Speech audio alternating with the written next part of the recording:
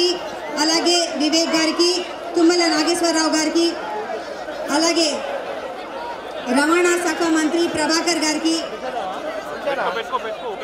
దిల్ రాజు గారికి, అలాగే ఇక్కడ వచ్చిన అనిల్ కుమార్ గారు, అమ్మిరాజు గారు, భరత్ భూషణ్ గారు, దామోదర్ ప్రసాద్ గారు, టి ప్రసన్న కుమార్ గారు, రవి గారు, సునీల్ నారంగ్ గారు, వీరశంకర్ గారు, శ్రీమతి అనురాధ గారు, ఇలా అందరికీ కూడా సినిమా టీవీ బృందం వారందరికీ కూడా ఆహ్వానం పలుకుతూ ముందుగా ఐ రిక్వెస్ట్ శ్రీ అనిల్ కుమార్ గారిని మాట్లాడవలసిందిగా కోరుతున్నాము.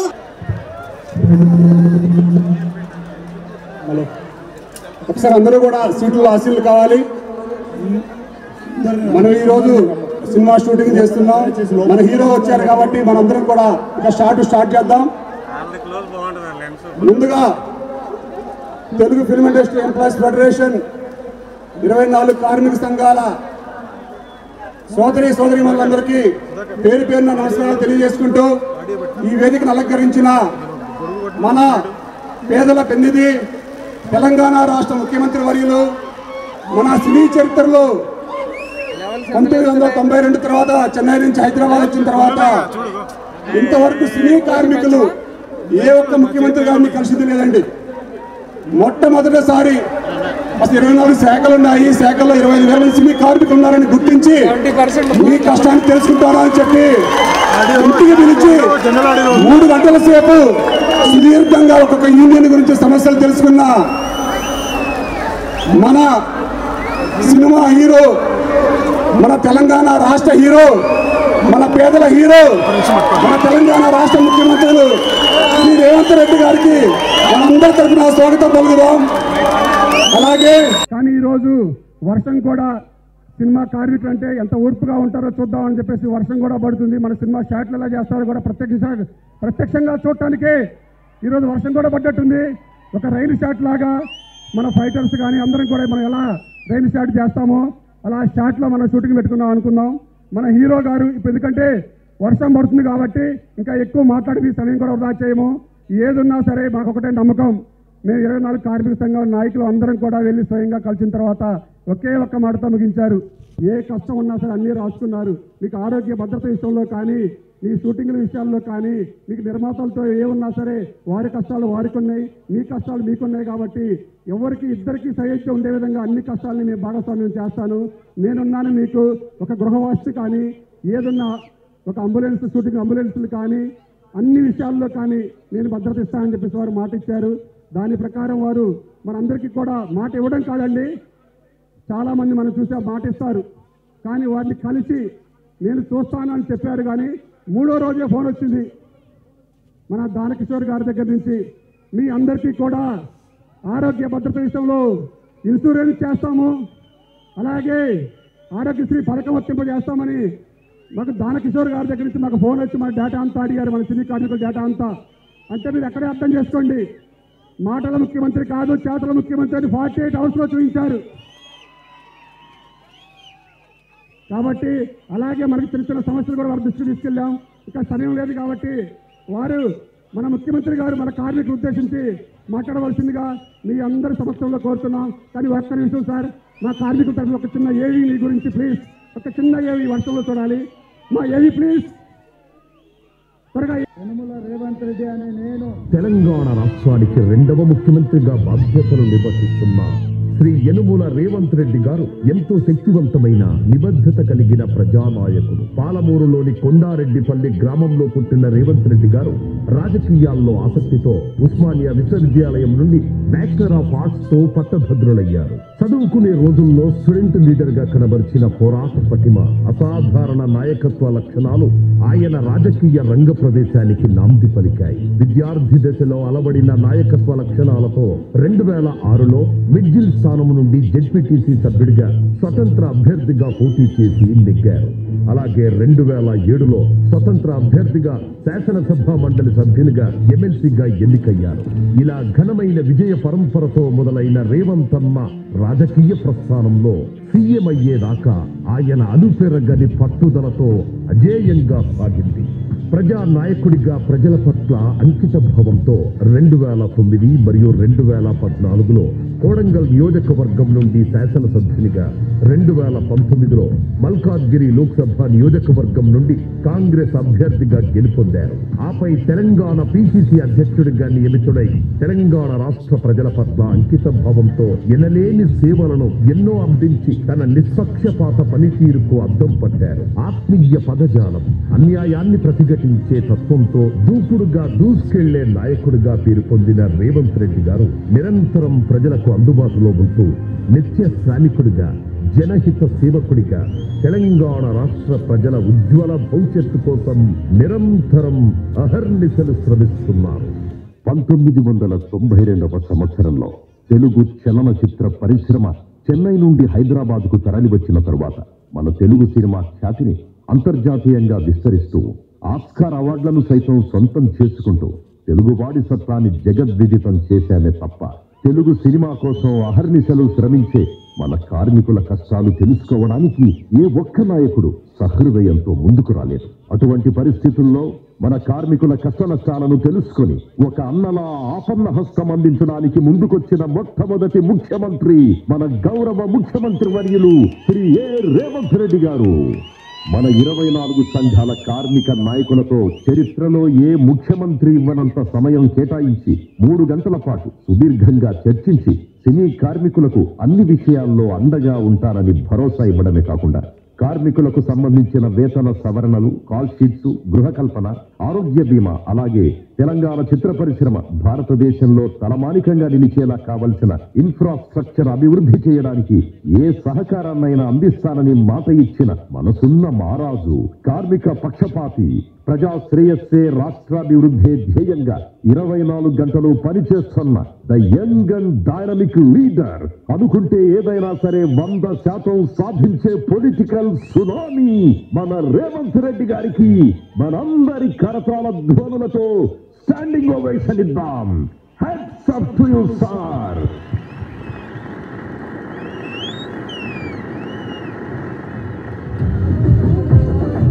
సంఘటితంగా కృష్ణానగర్ వేదికగా ఈనాడు మీ సమస్యల్ని,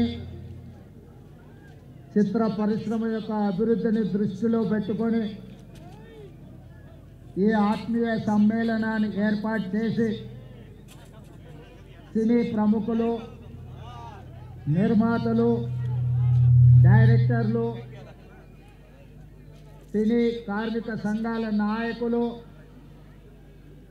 సినిమాకి ప్రాణప్రదమైన,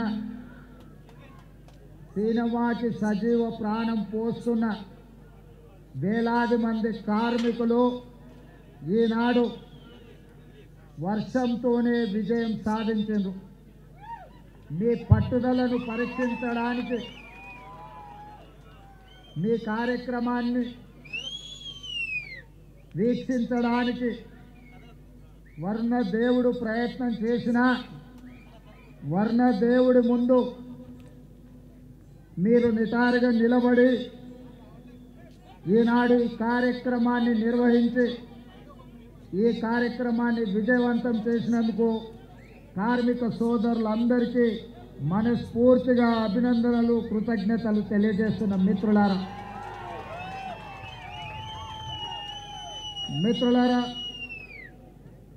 ఒకనాడు తెలుగు పరిశ్రమ అంటే మదరాసి అని పిలిచే సందర్భంలో తెలుగు పరిశ్రమని ప్రోత్సహించాలి, తెలుగు పరిశ్రమను 400 సంవత్సరాల చరిత్ర కలిగిన ఈ హైదరాబాదు నగరానికి తరలించాలి, మిమ్మల్ని అందరినీ హక్కును చేర్చుకొని గుండెల్లో పెట్టి చూసుకోవాలని ఆనాటి ముఖ్యమంత్రి డాక్టర్ మర్రి చెన్నారెడ్డి గారు తీవ్రమైన కృషి చేసి ఆనాటి సినిమా దిగ్గజాలైన అన్న నందమూరి తారక రామారావు గారిని, అక్కినేని నాగేశ్వరరావు గారిని, నటశేఖర కృష్ణను,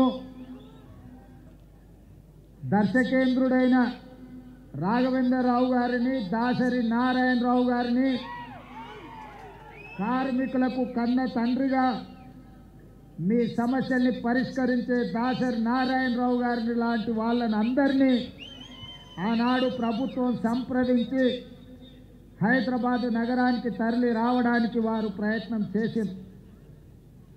కొద్దిగా హైదరాబాద్ నగరానికి తరలి వస్తున్నప్పుడు ఫిలిం నగర్ ప్రాంతాన్ని మీకు కేటాయించడమే కాదు, ఆనాడు పెద్దలకు స్థలాన్ని కేటాయించి పెద్దలందరికీ కొంత సౌలభ్యాన్ని కల్పించిన సందర్భంలో డాక్టర్ ప్రభాకర్ రెడ్డి గారు కార్మికుల యొక్క ఆత్మబంధు ఈనాడు చిత్రపురి కాలనీ వెలిసిందంటే ఇక్కడున్న కార్మిక సోదరులకు ఎంతమందికి తెలుసో తెలియదో నాకు తెలియదు, కానీ నేను చిత్ర పరిశ్రమ హైదరాబాద్ నగరానికి తరలి వచ్చిన విధానాన్ని గమనించినప్పుడు డాక్టర్ ప్రభాకర్ రెడ్డి గారు సినీ కార్మికుల కోసం మణికొండలో తన సొంత స్థలాన్ని 10 ఎకరాలను కార్మికులకు దానం చేసి కార్మిక సోదరులను ఆదుకోవడానికి తన కష్టార్జితమైన 10 ఎకరాల భూమిని డాక్టర్ ప్రభాకర్ రెడ్డి గారు కార్మికుల కోసం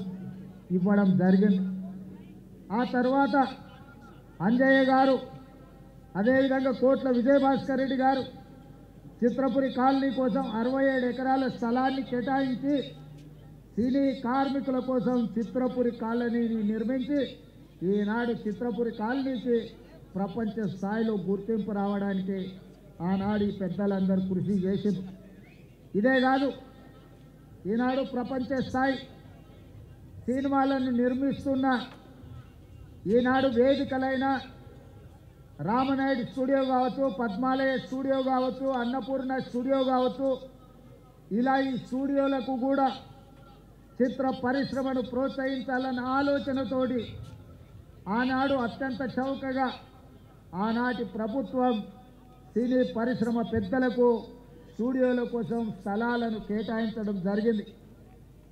ఆ విధంగా ప్రారంభమైన తెలుగు చిత్ర పరిశ్రమ ప్రోత్సహించాలన్న ఆలోచనతోటి 1964లో ఆనాటి ప్రభుత్వం, కాంగ్రెస్ ప్రభుత్వం కార్మికులను గుర్తించాలి, సినీ పరిశ్రమలో ఉండే పెద్దల్ని గుర్తించాలి అని 1964లో నంది అవార్డు ప్రధానోత్సవ కార్యక్రమాన్ని ఏర్పాటు చేసి నేటికి 60 సంవత్సరాలు పూర్తి చేసుకున్నాం.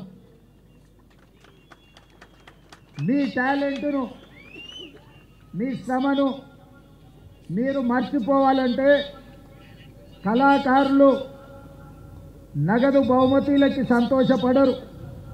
కళాకారులు మీరు కొట్టే చప్పట్లకు, మీకు కప్పే దుప్పట్లకు సంతోషపడతారు. ఎంత సంపాదించడమని కాదు, ప్రేక్షకులు మీ యొక్క ప్రయత్నాన్ని చూసి ప్రేక్షకులు కొట్టే చప్పట్లను, సన్మానం చేసే వాళ్ళు కప్పే దుప్పట్లను చూసి సినీ కార్మికులు సంతోషపడి వాళ్ళ కష్టాన్ని మర్చిపోయి రాత్రి పగళ్ళు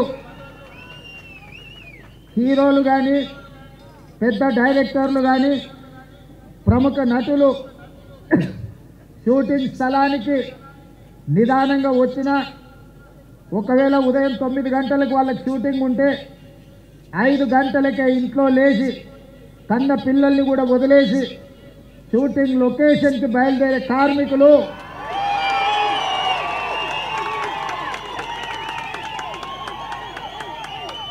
తెల్లవారక ముందే, కోడి కూయక ముందే కన్న పిల్లల్ని చూసుకున్నా చూసుకోకపోయినా నిబద్ధతతో, బాధ్యతతో చిత్ర పరిశ్రమకు అహర్నిశలు కృషి చేసి రాత్రి 9 గంటల వరకు షూటింగ్ ఉంటే 9 గంటలకే మీ పని అయిపోదు.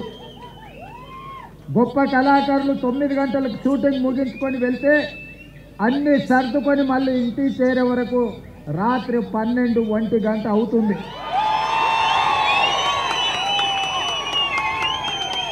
నాకు తెలిసి కొంతమంది తల్లిదండ్రులు వాళ్ళ పిల్లలు బాల్య వ్యవస్థలో ఉన్నప్పుడు తండ్రులను ఒకసారి గుర్తుపట్టని పరిస్థితులు, వాళ్ళు మేల్కొన్నప్పుడు మీరు పనిలో ఉంటారు, వాళ్ళు నిద్రపోతున్నప్పుడు మీరు ఇంటికి వస్తుంటారు. మీ శ్రమ, మీ కష్టం నాకు తెలుసు.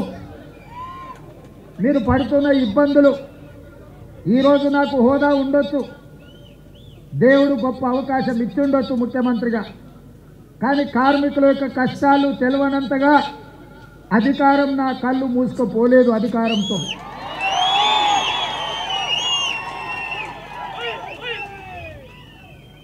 కార్మికులు, కవులు, కళాకారులను సన్మానించే నంది అవార్డు కార్యక్రమం తెలంగాణ రాష్ట్రం వచ్చిన తర్వాత కాలగర్భంలో కలిసిపోయింది 10 సంవత్సరాలు.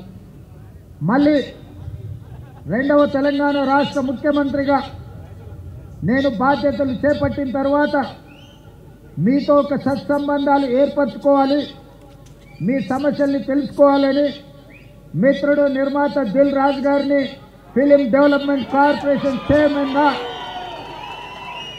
తను కూడా గ్రామీణ ప్రాంతం నుంచి కష్టపడి పైకి వచ్చినవాడు, కార్మికుల కష్టాలు తెలుసుకొని రాష్ట్ర ప్రభుత్వానికి వారధిగా ప్రయత్నం చేస్తాడు, వారధిగా ఉంటాడు అని వారిని నియమించడం జరిగింది. వారితో మాట్లాడి తెలుసుకొని ఆగిపోయిన నంది అవార్డుల కార్యక్రమాన్ని కార్మికులకు, కళాకారులకు ప్రజా యుద్ధ నౌక తండాలలో, గూడాలలో, మారుమూల పల్లెల్లో ఉండే పేదల కోసం జీవితం సర్వం త్యాగం చేసిన గద్దర్ అన్న పేరు మీద గద్దర్ ఫిలిం ఫేర్ అవార్డ్స్ని ఒక కళాకారుడి పేరు పెట్టి, ఒక పోరాట యోధుడు, ఒక విప్లవకారుడి పేరు పెట్టి 10 సంవత్సరాలు ఆగిపోయిన గద్దర్ ఫిల్మ్ అవార్డ్స్ని గొప్పగా నిర్వహించడం ద్వారా ఈ దేశంలోనే పరిశ్రమకు ఆదర్శంగా నిలబడే ప్రయత్నం చేసినాం. మిత్రులారా, ఆనాడు మీ శ్రమతో నంది అవార్డులు సాధించడమే గొప్ప అనుకున్నాం. కానీ మీ శ్రమ వల్ల హైదరాబాద్ నగరంలో విస్తరించిన తెలుగు సినీ పరిశ్రమ నంది అవార్డులు కాదు, ప్రపంచంలోనే గొప్ప అవార్డైన ఆస్కార్ అవార్డులకి ఈరోజు గుర్తింపు పొందింది. అంటే ఆ శ్రమలో డైరెక్టర్లు, నటులే కాదు, దాని వెనుక నిరంతర శ్రమ ఉన్న ఈ కార్మికుల యొక్క శ్రమ ఉన్నది. మీ రక్తాన్ని చెమటగా మార్చి దారబోసి షూటింగ్లో ఫైటర్స్ ప్రాణాలు వదులుకుంటే ఈనాడు ఆస్కార్ అవార్డులు రావడం జరిగింది. ఈనాడు తెర మీద మీరు కనిపించరు, 2.5 గంటలు తెర మీద కనిపించే రంగుల రాట్నం, దాని వెనకాల ఉన్న మీ కన్నీటి చరిత్ర ఉన్నది. ఆ విజయం వెనకాల కార్మికుల యొక్క శ్రమ ఉన్నది. ఈనాడు మహిళా కార్మికులు కూడా తమ జీవితాన్ని, సర్వాన్ని త్యాగం చేసి ఈనాడు సినీ పరిశ్రమను నిలబెట్టడానికి ప్రయత్నాలు చేస్తున్నారు. అందుకే మిత్రులారా, మీ కష్టాన్ని తెలుసుకోవాలి, మీకు ఈ ప్రభుత్వం అండగా నిలబడాలి, మిమ్మల్ని వీలైనంత మేరకు ఆదుకోవాలి. తద్వారా తెలుగు పరిశ్రమ ఈనాడు టాలీవుడ్గా కాదు, హాలీవుడ్ నుంచి కూడా ఇక్కడికి వచ్చి షూటింగ్లు జరగాలి. ఈ హైదరాబాద్ నగరం ప్రపంచ సినీ పరిశ్రమకు ఒక వేదిక కావాలన్నదే నా ఆలోచన. అందుకే ఆనాడు నేను చెప్పిన, మీరు వచ్చినప్పుడు సినీ పరిశ్రమను చిన్న చూపు చూసే సమస్యనే లేదు. ఈనాడు ప్రతివాడు, నేను ఐటీ ప్రొఫెషనల్లను, హైదరాబాద్ నగరానికి ఐటీ అడ్డాను, ఫార్మాస్యూటికల్ ఇండస్ట్రీ అను ఏ విధంగా అయితే చర్చ జరుగుతుందో, ఫిల్మ్ ఇండస్ట్రీ కూడా ఈ తెలంగాణ రాష్ట్రంలో ఐటీ పరిశ్రమ ఎట్లనో, ఫార్మా ఇండస్ట్రీ ఎట్లనో, మా రాష్ట్ర ప్రభుత్వానికి ఫిల్మ్ ఇండస్ట్రీ కూడా అంతే ప్రాధాన్యత, అంతే అవకాశాలను ఇవ్వాలని ఈనాడు నిర్ణయించుకున్నాం. మనము తెలంగాణ రాష్ట్ర ప్రభుత్వం తెలంగాణ రైజింగ్ 2047 అని ఒక విజన్ డాక్యుమెంట్ని ఈనాడు మనం తయారు చేస్తున్నాం. రాబోయే 100 సంవత్సరాలకి మన రాష్ట్రం ఏ విధంగా ఉండాలి, ప్రపంచ దేశాలతో ఏ విధంగా పోటీ పడాలి. ఈనాడు అప్పుడప్పుడు వాళ్ళు వీళ్ళు మాట్లాడుతుంటారు, మాకు బెంగళూరు, ముంబై, ఢిల్లీ పోటీ, లేకపోతే ఆంధ్రప్రదేశ్లో నిర్మించే అమరావతితో పోటీ అని. మిత్రులారా, మీరందరూ అండగా నిలబడండి. హాలీవుడ్ని ఇక్కడికి తెచ్చే బాధ్యత నాది.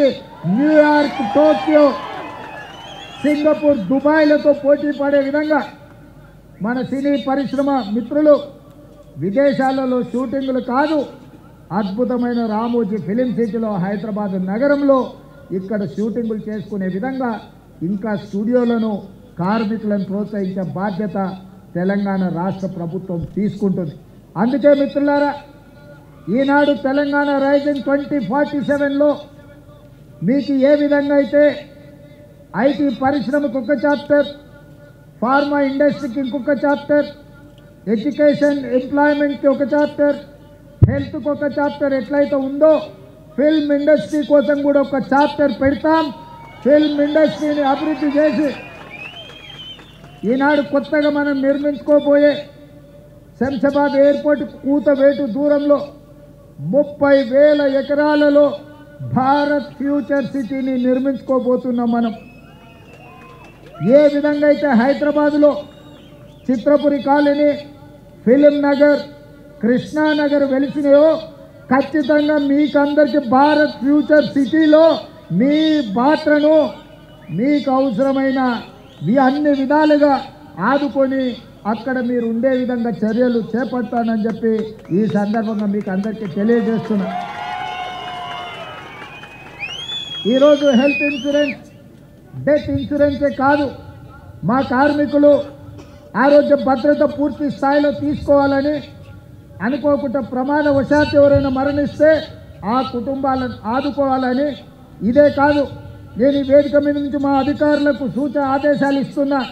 ఈ కృష్ణానగర్ ప్రాంతంలో 3-4 ఎకరాల ప్రభుత్వ స్థలాన్ని చూడండి. తక్షణమే నర్సరీ నుంచి 12th క్లాస్ వరకు సినీ కార్మికుల యొక్క పిల్లలు చదువుకోవడానికి కార్పొరేట్ స్థాయిలో మీకు పాఠశాల నిర్మించి మీ పిల్లలకు ఉచితంగా చదువు చెప్పించే బాధ్యత నేను తీసుకుంటా. ఈనాడు మీ శ్రమ, మీ త్యాగం, మీ కన్నీళ్ళు మీ పిల్లల భవిష్యత్తు కోసం, ఆ పిల్లల భవిష్యత్తు కోసం ఉదయమే బ్రేక్ఫాస్ట్, మధ్యాహ్నం మంచి లంచ్ పెట్టే బాధ్యత కూడా నేనే తీసుకుంటా. ఉదయం మీరు పని మీద వెళ్తే కనీసం మీ పిల్లలు నాష్టైనా చేసిండ్రా, కనీసం ఏమైనా ఒక గ్లాసు పాలు తాగినరా లేదా చూసుకునే పరిస్థితులు మీకు లేవు. అందుకే నాణ్యమైన బ్రేక్ఫాస్ట్ ఇవ్వడమే కాదు, ప్రతిరోజు వాళ్లకు పాలు ఇచ్చి, ప్రతిరోజు వాళ్ళకి బ్రేక్ఫాస్ట్ పెట్టి, ప్రతిరోజు మధ్యాహ్న భోజనం కూడా పిల్లలకు పెట్టి మంచి చదువులను అందించే బాధ్యత నేను తీసుకుంటా, రాష్ట్ర ప్రభుత్వం తీసుకుంటుంది. మీ పిల్లల చదువుల బాధ్యత నాది. అదేవిధంగా ఈనాడు రాజీవ్ ఆరోగ్యశ్రీ రాత్రి పగళ్ళు కష్టపడడం వల్ల, సమయానికి తిండి లేకపోవడం వల్ల, సమయానికి నిద్ర రాకపోవడం వల్ల నడి వయసులోనే ముసలితనంలో వచ్చే సమస్యలు, ఆరోగ్య సమస్యలు మీ కార్మికులకు వస్తున్నాయి. అందుకే రాజీవ్ ఆరోగ్యశ్రీతో పాటు మీ ఆరోగ్య సమస్యల్ని ఉచితంగా వైద్యాన్ని అందించే బాధ్యత రాష్ట్ర ప్రభుత్వం తీసుకుంటుందని చెప్పి ఈ సందర్భంగా కార్మిక సోదరులకు నేను తెలియజేస్తున్నా. అదేవిధంగా ఈనాడు నిర్మాతలతో మీకు ప్రతిస్తంభన వచ్చింది. ఆనాడు రాష్ట్రానికి చెడ్డ పేరు రావద్దు, 18 రోజులు మీరు ధర్నాలు, దీక్షలు, నిరసన కార్యక్రమాలు చేపట్టింది. నేను నిర్మాతల మండలిని కూడా పిలిచి చెప్పిన, ఆ కార్మికులు కష్టపడితేనే మీరు నిర్మాతలుగా నిలదొక్కుంటారు. దర్శకులకు చెప్పిన, మీరు రాణించాలి అంటే వాళ్ళ టాలెంట్ కూడా పెరగాలి, వాళ్ళని మీరు కుటుంబ సభ్యులుగా చూసుకున్నప్పుడే మీరు రాణించగలుగుతారని దర్శక నిర్మాతలకు నేను చెప్పడం జరిగింది. ఆ తర్వాత మిమ్మల్ని పిలిచాను, కూర్చున్నాను, మాట్లాడినాను, మిమ్మల్ని అర్థం చేసుకోవడానికి, మీ సమస్యల సహేతుకతను అంచనా వేయడానికి ప్రయత్నం చేసిన. అందుకే ఈనాడు మీతో కలిసి ఆ రోజే చెప్పిన, నేను నా ఇంటికి మీరు రావడం కాదు, మీ ఊరైన కృష్ణానగర్కి నేనే వస్తా. ఎక్కడెక్కడి సుదూర ప్రాంతాల నుంచి వచ్చే వాళ్లకు ఒక అమ్మలాగా ఈ కృష్ణానగర్ ప్రాంతం మిమ్మల్ని హక్కున చేర్చుకుంటుంది. ఇక్కడ నుంచి ఎదిగిన వాళ్ళు ఎంతోమంది ఉన్నారు, ఇక్కడ ఆరోగ్యం దెబ్బతిని ప్రాణాలు కోల్పోయిన వాళ్ళు కృష్ణానగర్కు ఉన్నారు. ప్రతి ఒక్కరికి ఒక కన్నీటి చరిత్ర ఉన్నది.